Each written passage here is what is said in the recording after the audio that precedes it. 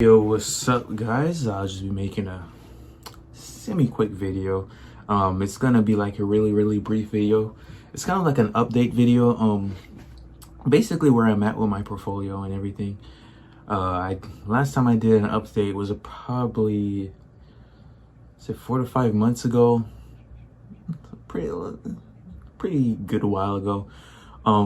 Right now my account value is up to like 41,000. Back then it was like 21,000. So essentially I just doubled my money over the past 5 months, which is incredible. There's been a lot of growth in this year, especially in this back half of this year because of COVID. A lot of the tech stocks have been benefiting tremendously from that because COVID is kind of accelerating the the digitalization of the economy, so what. But yeah, I'm just gonna go through the list here with you. The first one on my list is Mohawk Holding Groups Inc. That one, I'm still very bullish on it.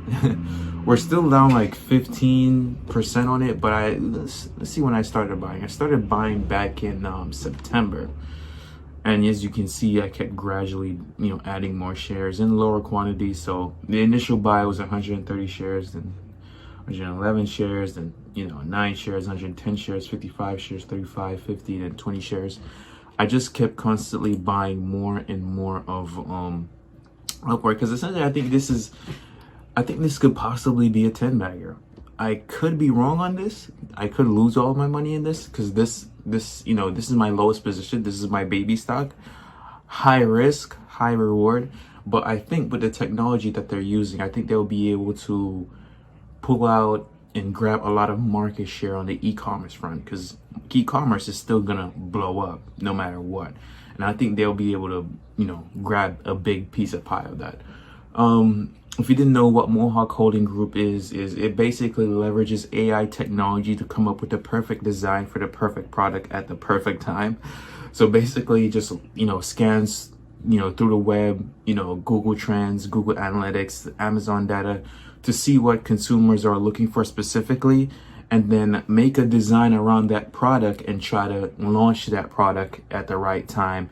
Also, the AI manages the marketing front as well to see how much money you want to put in marketing, just to make it more effective, basically. So I think a company like this is great. Again, I've been studying more into their management team. They seem very legit, but it's still a new company, very new CEO. Overall, it's just, it's lowest position, pretty good stock, down 15%. Nikola, this one down here, I'm short in Nikola stock. The reason being is there's no big reason. There's a lockdown period in Nikola, right? I think Nikola is dumpster fire. I think Nikola is a complete garbage company. There's no way around it. I think after December 3rd or December 1st, I think there's a couple lockup periods there. And, it depends on the GM deal as well, because the stock is pretty much hype. Nikola has no proprietary technology. Nikola has nothing. They don't design any new type of hydrogen fuel cells or revolutionary technology. Part of the GM deal is basically like, hey, we'll give you $2 billion worth of our stock if we can exclusively buy hydrogen fuel cells or battery technology from you. You know what I mean? That's the deal with GM. And GM buying, battery tech from GM, pretty horrible. So I think, after the lockup period, a lot of the insiders are going to sell. This is a put, and the expiration date is on December 18th. Now let's go on to the next stock. Now, these are the winners right here. Now, Tesla. Do I have to say anything about Tesla?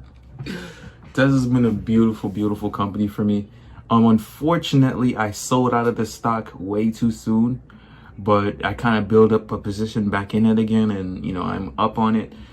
But Tesla, I think by 2030 is a 4 to 5 bagger stock. I really think, like, from the position where it's at right now, and I really think people are underestimating the shift from traditional energy to solar energy. Like, people are kind of undermining like the things that are going to happen, like especially with the Autobidder software. And I've been guilty of this as well. I've ignored that software for a very long time because there's a lot of hype around the cars. I mean, You know, it's still part of their core business. But when you look at the auto bidder software and what it does, essentially just wipes out all the peaker pipers and make it more efficient efficient for the grid to meet the demand curve and demand and supply curve that's happening on the grid. It's incredible. And, you know, if they roll this out to, you know, residents, which it will be a dumb idea not to, basically people have another stream of passive income from Tesla. I mean, if the full, like, you know, a lot of people believe the full self-driving feature is not going to work, but if the full self-driving feature doesn't work, you have this feature right here, which the infrastructure is already there, the software is already there. It's just depending on Tesla whether or not if they want to roll out the auto bidder software to their, you know, residential users. And if you don't know what auto bidder software is, I can go into it, you know, in another video, but right now I'm just going to try to keep this brief and just go over, you know, the portfolio here. But long story short, I think Tesla is a $5 to $6 trillion company.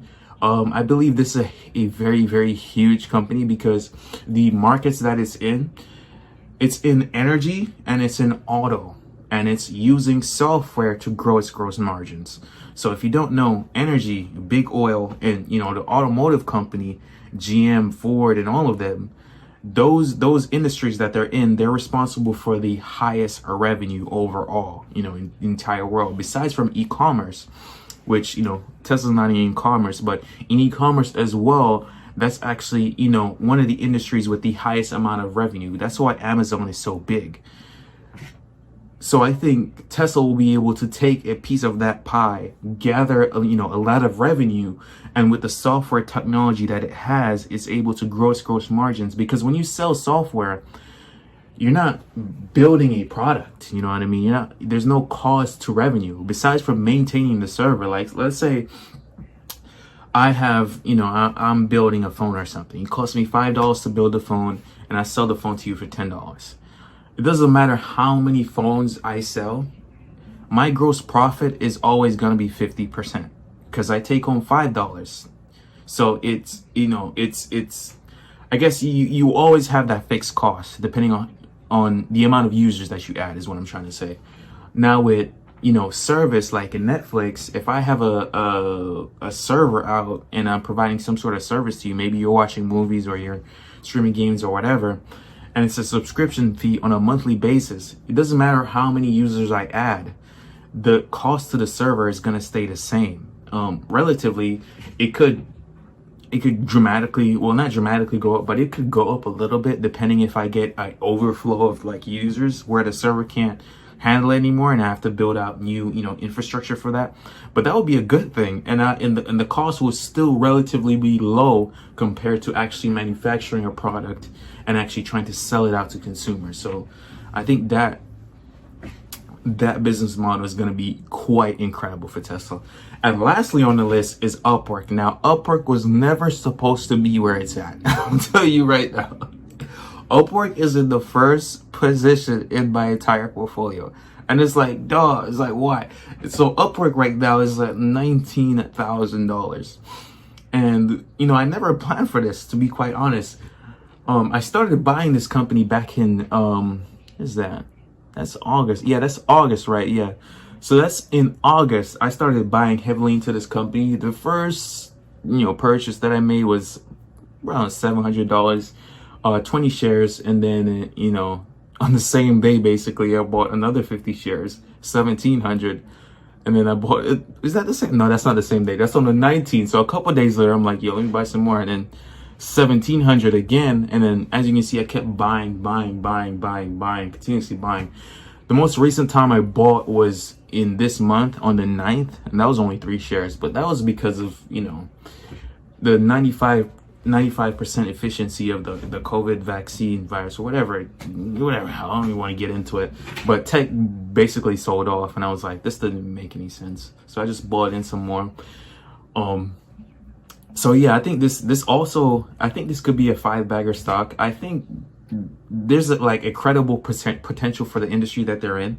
I think this specifically will be the future of like employment because, you know, pre-COVID, a lot of employers were scared of hiring from home because they thought like employees would be less productive. statistical wise is showing otherwise. So a lot more people have been, going onto platforms like Fiverr, like Upwork, Freelance, all these other freelancer type platforms. I think it's gonna grow it tremendously even more with their contribution, because once word gets out that, hey, look, you're an employer, you have overhead on, your offices that you're leasing. You also have to maintain and buy all the computers or whatever equipment that the employees may need. And it's a lot of overhead costs. If you're able to eliminate that while keeping the business running the same, it will be tremendous. It's a lot more operating efficiency on their end.